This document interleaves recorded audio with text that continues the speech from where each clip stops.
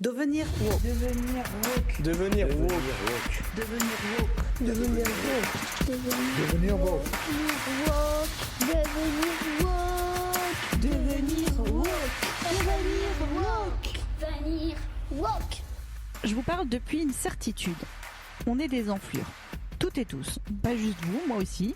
Bon, pas tout le temps, heureusement. Mais on a toutes et tous déjà eu des réflexes de merde. Sexistes, racistes, classistes ou autres.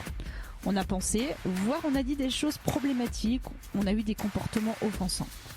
Parfois, on s'en est rendu compte. Mais bien souvent, on n'a pas vu le problème. Les militantes et militants parlent d'oppression systémique. Ça veut dire que les oppressions, c'est pas juste des questions interindividuelles, mais des questions de société, des questions qui interrogent les hiérarchies sociales. Alors, comment devenir inclusif, alors que même certains médias et politiques sont normatifs, voire stigmatisants? Devenir woke, c'est un podcast qui va vous inviter à déconstruire les normes excluantes, à prendre conscience de nos œillères. Parfois, on a un déclic, une épiphanie. Parfois, c'est des apprentissages qui sont plus longs, plus laborieux.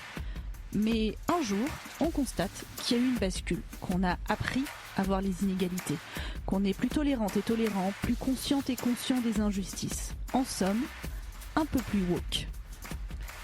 Alors, j'ai voulu témoigner de ça, témoigner de nos évolutions.